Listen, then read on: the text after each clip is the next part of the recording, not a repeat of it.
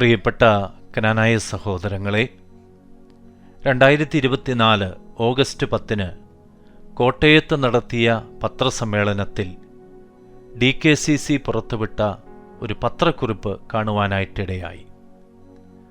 ഒരു പ്രവാസി എന്നുള്ള നിലയിൽ ഇതുമായി ബന്ധപ്പെട്ട് ചില കാര്യങ്ങൾ നിങ്ങളുമായി പങ്കുവയ്ക്കുവാൻ ആഗ്രഹിക്കുകയാണ്.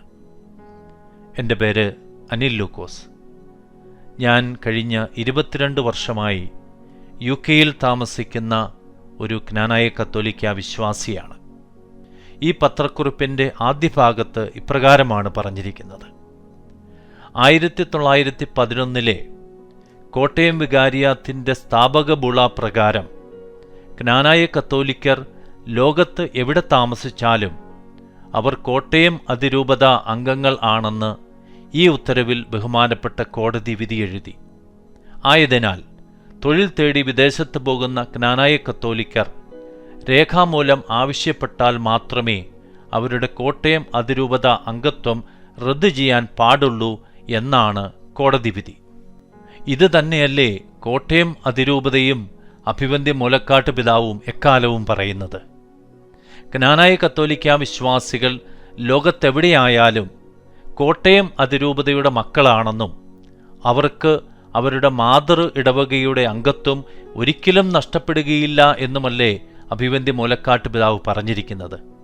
പിന്നെ എന്താണ് ഈ വിധിയുടെ പ്രസക്തി? ഇവിടെ എന്തൊക്കെയോ കുഴപ്പമുണ്ടെന്ന് വെറുതെ വരുത്തി തീർക്കുവാനും അങ്ങനെ ക്നാനായ സമുദായത്തെ മാധ്യമങ്ങളിലൂടെ അപമാനിക്കാനും ചിലർ നടത്തിയ ശ്രമമാണ് ഈ പത്രസമ്മേളനം എന്ന് വേണം കരുതാൻ. തുടർന്ന് ഈ പത്രക്കുറിപ്പിൽ ഇപ്രകാരമാണ് പറയുന്നത്: തൊഴിൽ തേടി വിദേശത്ത് പോകുന്ന ക്നാനായ കത്തോലിക്കരെ മറ്റു നാട്ടിലെ സീറോ മലബാർ ഇടവകകളിൽ നിർബന്ധപൂർവം ചേർക്കുന്ന നടപടിയെയും ബഹുമാനപ്പെട്ട കോടതി ശക്തമായി വിലക്കിയിട്ടുണ്ട്. പ്രിയപ്പെട്ട സഹോദരങ്ങളെ, ഞാൻ കഴിഞ്ഞ 22 വർഷമായി UK-യിൽ ജീവിക്കുന്ന ഒരു വ്യക്തിയാണ്. എൻ്റെ അനുഭവത്തിൽ ഇവിടെയുള്ള ഒരു ക്നാനായക്കാരനെയും ഇവിടെയുള്ള വടക്കുംഭാഗ സീറോ മലബാർ ഇടവകളിൽ ചേരാൻ ആരും നിർബന്ധിക്കുന്നില്ല. പിന്നെയോ വടക്കുംഭാഗ സീറോ മലബാർ ഇടവകളിൽ നിന്നും വ്യത്യസ്തമായി ക്നാനായക്കാർക്ക് വേണ്ടി മാത്രമായി രൂപീകൃതമായിരിക്കുന്ന ക്നാനായ കത്തോലിക്ക മിഷനുകളിൽ ചേരുവാനാണ് ആവശ്യപ്പെടുന്നത്. അതിനുപോലും ആരെയും നിർബന്ധിക്കുന്നില്ല. എന്നിട്ടും എന്തിനാണ് ഇവിടെ വടക്കുംഭാഗ സീറോ മലബാർ ഇടവകകൾ എന്ന പ്രയോഗം നടത്തിയിരിക്കുന്നത്? ഇവിടെ ആരൊക്കെയോ കോടതിയെ തെറ്റിദ്ധരിപ്പിച്ചിരിക്കുന്നു എന്ന് വേണം നാം കരുതാൻ. ഇനി ഈ കേസിലെ പരാതിക്കാർ ഇവിടെയുള്ള ക്നാനായ മിഷനുകളെ കളിയാക്കിക്കൊണ്ട് വിളിച്ച പേരാണ് വടക്കുംഭാഗ സീറോ മലബാർ ഇടവക എന്നതെങ്കിൽ അത് ഇക്കൂട്ടർ ക്നാനായ സമുദായത്തോട് ചെയ്ത ഒരു വലിയ ചതിയായിരിക്കും. കാരണം കത്തോലിക്കാ സഭ ഔദ്യോഗികമായി ക്നാനായക്കാർക്ക് മാത്രമായി അനുവദിച്ച ക്നാനായ കത്തോലിക്ക മിഷനുകളെ വടക്കുംഭാഗ സീറോ മലബാർ ഇടവക എന്ന് കോടതി വിധിയിലൂടെ സ്ഥാപിക്കുവാൻ ശ്രമിക്കുന്നവർ ക്നാനായ സമുദായത്തോട് ചെയ്യുന്ന ദ്രോഹം വളരെ വലുതാണ്. കാരണം ഈ കോടതി വിധിയുടെ ചുവട് പിടിച്ചുകൊണ്ട് നാളെ നമ്മുടെ ശത്രുക്കൾ സീറോ മലബാർ സഭയുടെ കീഴിലുള്ള കോട്ടയം അതിരൂപതയെയും വടക്കുംഭാഗ സീറോ മലബാർ രൂപത എന്ന് വിളിക്കുവാൻ ശ്രമിച്ചേക്കാം. അതിനാൽ ഇത്തരം മണ്ടത്തരങ്ങൾ ഭാവിയിൽ നമുക്ക് തന്നെ അപകടമായി ഭവിച്ചേക്കാം എന്ന വസ്തുത നാം വിസ്മരിച്ചുകൂടാ. തുടർന്ന് പത്രക്കുറിപ്പിൽ ഇപ്രകാരമാണ് പറയുന്നത്: വിദേശ രാജ്യങ്ങളിലെ വടക്കുംഭാഗ സീറോ മലബാർ ഇടവകകളിലെ മെമ്പർഷിപ്പ് സർട്ടിഫിക്കറ്റുമായി വന്നാലേ നാട്ടിലെ തങ്ങളുടെ തെക്കുംഭാഗ ഇടവകകളിൽ കൂദാശകൾ ലഭിക്കൂ എന്ന കോട്ടയം അതിരൂപതാ നേതൃത്വത്തിൻ്റെ നിലപാട് മൗലിക അവകാശങ്ങളുടെ ലംഘനമാണെന്നും ബഹുമാനപ്പെട്ട കോടതി വിലയിരുത്തി. എത്രയോ വലിയ കള്ളമാണ് ഇവിടെ പറഞ്ഞിരിക്കുന്നത് എന്ന കാര്യം നാം തിരിച്ചറിയണം. നാട്ടിൽ വരുന്ന ക്നാനായക്കാർക്ക് വിവാഹം നടത്താൻ വടക്കുംഭാഗ സീറോ മലബാർ ഇടവകകളിലെ മെമ്പർഷിപ്പ് സർട്ടിഫിക്കറ്റ് വേണം എന്ന് കോട്ടയം അതിരൂപതാ നേതൃത്വം ഒരിക്കലും ആവശ്യപ്പെട്ടിട്ടില്ല. പിന്നെയോ ക്രിസ്തുവിനാൽ സ്ഥാപിതമായ കത്തോലിക്കാ സഭയുടെ കാനോൻ നിയമം അനുസരിച്ചുള്ള രേഖകൾ അവർ ആയിരിക്കുന്ന സ്ഥലങ്ങളിലെ കത്തോലിക്കാ സഭാ സംവിധാനങ്ങൾ അനുവദിച്ചിട്ടുള്ള ക്നാനായ മിഷനുകളിൽ നിന്നും കൊണ്ടുവരണം എന്നാണ് കോട്ടയം രൂപത നിർദ്ദേശിക്കുന്നത്.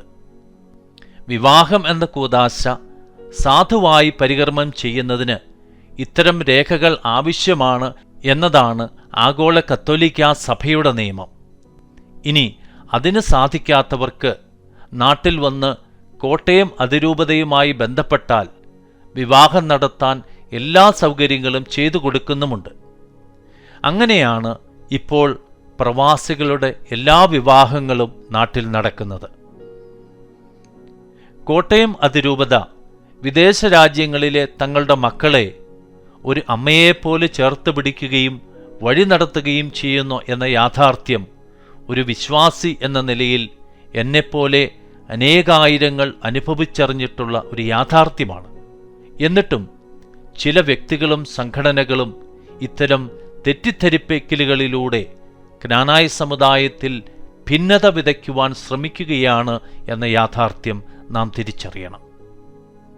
അടുത്തതായി പത്രക്കുറിപ്പിൽ പറയുന്ന ഒരു കാര്യം ഇപ്രകാരമാണ്: ആഗോള ക്നാനായ കത്തോലിക്കാ ദേവാലയങ്ങളിൽ തൻ്റെ അജപാലനം ലഭ്യമാക്കാൻ കോട്ടയം മെത്രാൻ ബാധ്യസ്ഥനാണെന്നും ഈ വിധിന്യായത്തിൽ പറയുന്നുണ്ട് എന്ന്.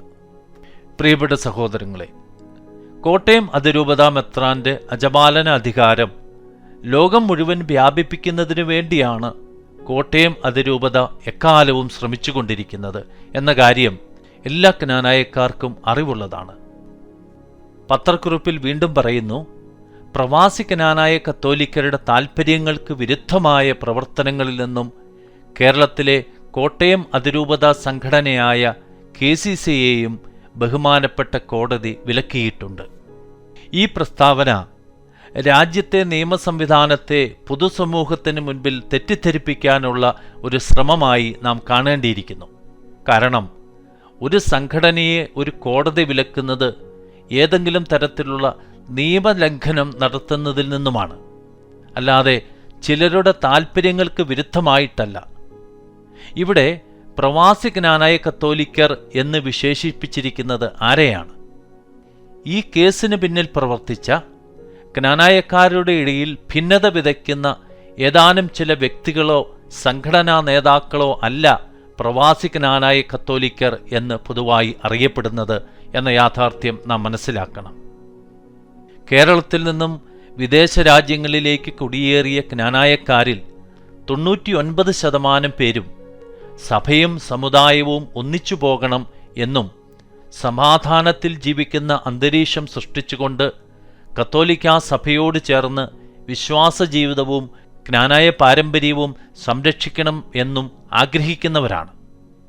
എന്നാൽ അതിനു വിരുദ്ധമായി ചില വ്യക്തികളും സംഘടനകളും നടത്തുന്ന പ്രവർത്തനങ്ങളെയും അവരുടെ താൽപ്പര്യങ്ങളെയും പ്രവാസി ക്നാനായ കത്തോലിക്കരുടെ താൽപ്പര്യങ്ങൾ എന്ന് വരുത്തി തീർക്കുവാൻ ഇക്കൂട്ടർ നടത്തുന്ന ശ്രമങ്ങളെ ആഗോള ക്നാനായ സമൂഹം തള്ളിക്കളയുക തന്നെ ചെയ്യും. പ്രവാസികളായ ക്നാനായ കത്തോലിക്കാ വിശ്വാസികൾക്ക് അവരുടെ വിശ്വാസവും പാരമ്പര്യവും സംരക്ഷിക്കുന്നതിനും നാട്ടിലെ ക്നാനായ ദേവാലയങ്ങളിൽ കൂദാശകളും മറ്റും സുഗമമായി നടത്തുന്നതിനുമാണ് വിദേശ രാജ്യങ്ങളിൽ ക്നാനായ കത്തോലിക്കാ മിഷനുകൾ പരിശുദ്ധ കത്തോലിക്കാ സഭ സ്ഥാപിച്ചിരിക്കുന്നത്. അതിൻ്റെ ഫലങ്ങളും നന്മകളും എന്നെപ്പോലുള്ള ആയിരക്കണക്കിന് ആളുകൾ ധാരാളമായി അനുഭവിക്കുന്നുമുണ്ട്.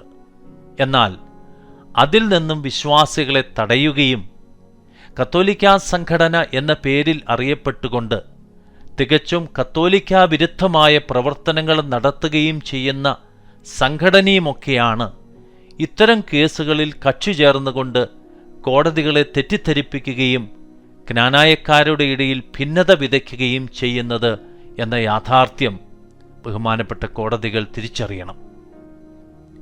1911 ബുളയിലൂടെ പരിശുദ്ധ കത്തോലിക്കാ സഭയിൽ കോട്ടയം രൂപത സ്ഥാപിതമായിരിക്കുന്നത് ക്നാനായ കത്തോലിക്കാ വിശ്വാസികളോട് ദൈവരാജ്യം പ്രഘോഷിക്കുവാനും അവർക്കു വേണ്ടി കൂദാശകൾ പരികർമ്മം ചെയ്യുവാനും ഈ ഭൂമിയിലെ ജീവിതകാലത്ത് അവരോടൊപ്പം ക്രിസ്തുവിൻ്റെ സാന്നിധ്യമായി നിലകൊള്ളുവാനും മരണശേഷം അവർക്ക് വേണ്ടി പ്രാർത്ഥിക്കുവാനുമായിട്ടാണ്.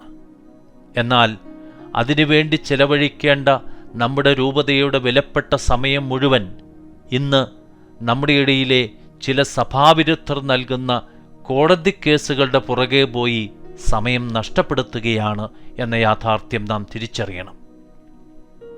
ഇന്ന് നമ്മുടെ വാട്സാപ്പ് ഗ്രൂപ്പുകളിൽ നടക്കുന്ന ചർച്ചകൾ മുഴുവൻ കോടതി കേസുകളെക്കുറിച്ചാണ്.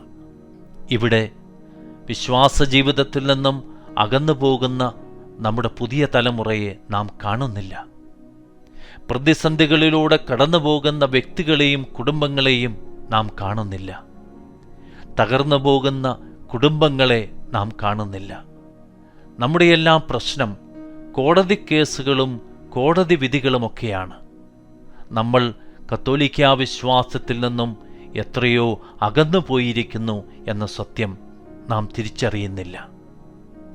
നാം ഒന്നിനു പുറകെ ഒന്നായി കേസ് കൊടുത്തുകൊണ്ടിരിക്കുകയാണ്. കോടതി വിധിയിലൂടെ ജ്ഞാനായ പാരമ്പര്യം സംരക്ഷിക്കാം എന്ന് നാം കരുതിയാൽ നമ്മളായിരിക്കും ഈ ലോകത്തിലെ ഏറ്റവും വലിയ വിഡ്ഢികൾ. കാരണം കഴിഞ്ഞ 17 നൂറ്റാണ്ടുകളായി നമ്മുടെ ജ്ഞാനായ പാരമ്പര്യവും കത്തോലിക്കാ വിശ്വാസവും നമ്മുടെ പൂർവികർ സംരക്ഷിച്ചു പോന്നത് ഏതെങ്കിലും കോടതി വിധികളിലൂടെയല്ല. പിന്നെയോ ജ്ഞാനായ കത്തോലിക്കാ സമൂഹം ബഹുമാനപ്പെട്ട വൈദികരോടും അഭിവന്ദ്യ പിതാക്കന്മാരോടുമൊപ്പം ബലിയർപ്പിച്ച് പ്രാർത്ഥിച്ചതിലൂടെയും കുടുംബങ്ങളും വ്യക്തികളും കൗദാശിക ജീവിതത്തിലൂടെയും കുടുംബ പ്രാർത്ഥനയിലൂടെയും ഇടവക സമൂഹങ്ങളായി നിലനിന്നതുകൊണ്ടുമാണ്. അതിനാൽ നമുക്ക് നമ്മുടെ പൂർവികർ കാണിച്ചു തന്ന മഹത്തായ മാതൃകകളിലേക്ക് മടങ്ങിപ്പോകാം. ദൈവം നമ്മെ ഓരോരുത്തരെയും സമൃദ്ധമായി അനുഗ്രഹിക്കട്ടെ.